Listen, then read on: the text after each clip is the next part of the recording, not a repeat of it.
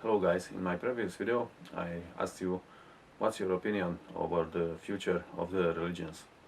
As I see, most of you think that religions slowly gonna fade out from this planet.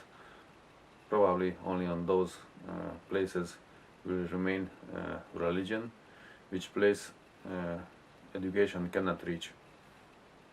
Well, I can agree with this situation, but I have doubts over this theory because of a few weird events from my life. Two of them I'm gonna share with you. So let's see, how can a person prove the existence of God or the spiritual realm? I often read comments from people who ask from believers proof to the existence of God.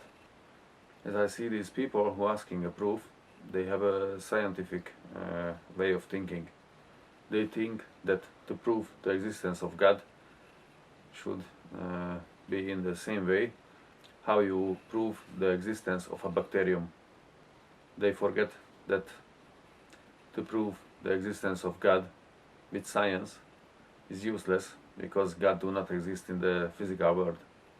Before anyone try to prove the existence of God, first you should select the correct method to do that. Let's see an example. What difficulties face a believer when he should prove the existence of God? Let's say that there is two bugs in the forest. One tells to the other that he thinks humans exist. Okay, say the other one, prove it. How can a bug prove the existence of a human? Will he pick one from his pocket? It's oblivious that he can do that. Maybe will he call a human? This is also impossible. If the bug has a luck, maybe he can see one human walking, and then he can say to the other bug, look, there is a human.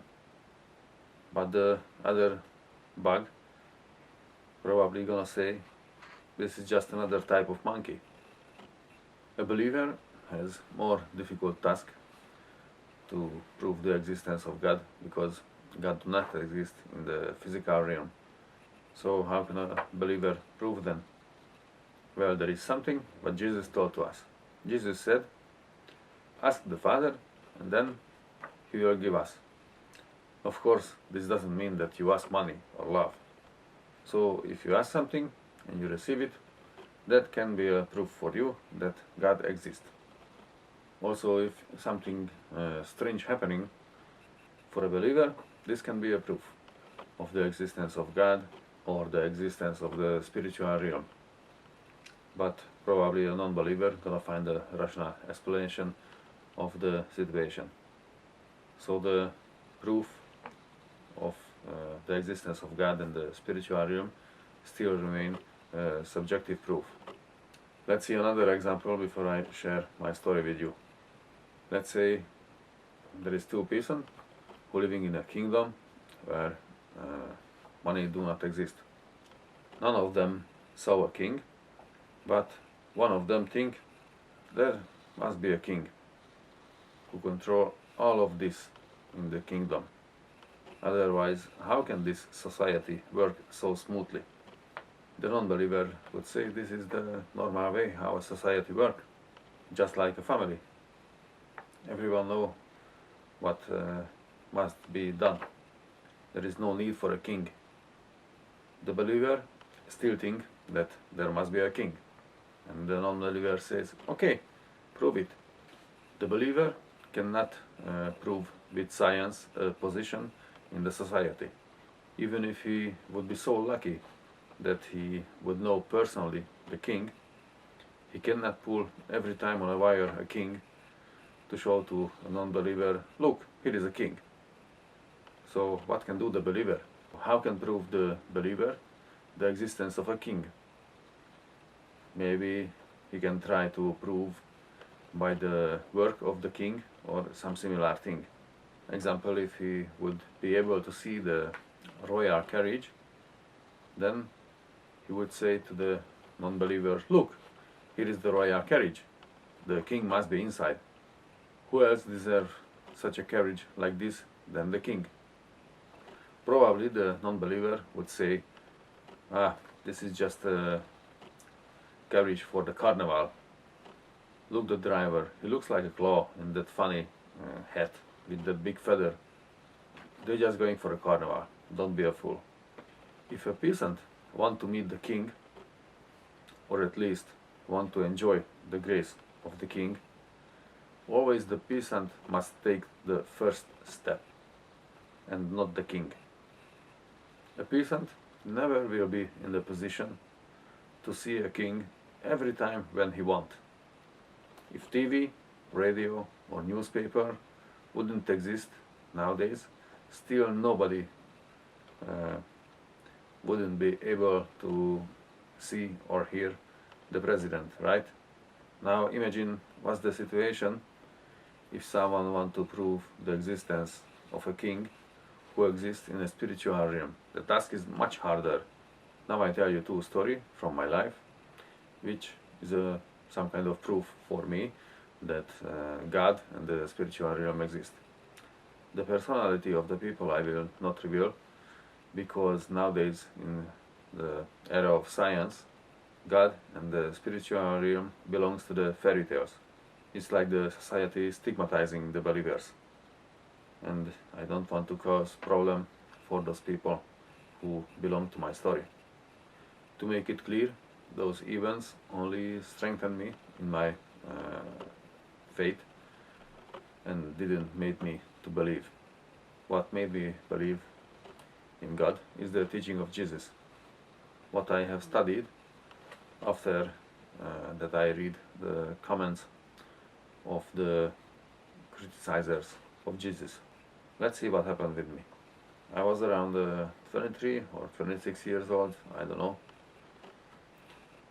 And the person came to me and he said that he did an occult thing and he discovered part of my personality. I was shocked because I didn't told to anyone that part of my personality, and I wasn't in a situation till now to be able to anyone to see that part of my personality. The second story include more persons, so I just gonna call them with the letters. One day, person A decided to visit person B. Person A took the train.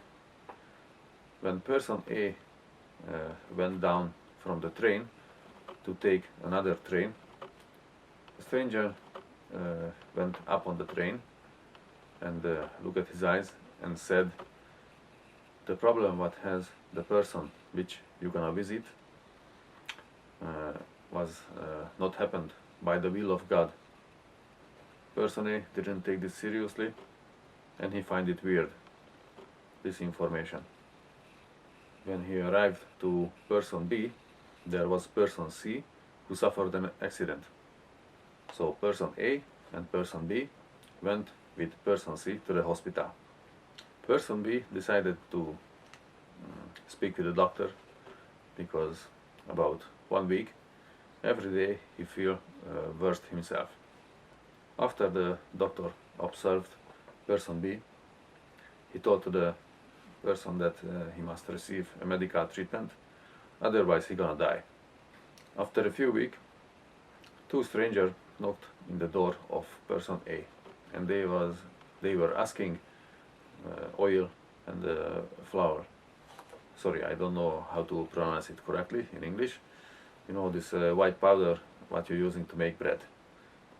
Person A went for the ingredients, and after he came back he gave it to the strangers, and one of them said that person B has been cursed, and he told also to person A that if he wants he can remove the curse. The only thing what he need is a little silver and an egg. Person A give a little silver and egg to the stranger. The stranger did something with the egg and then give it back to person A and said, "Open it."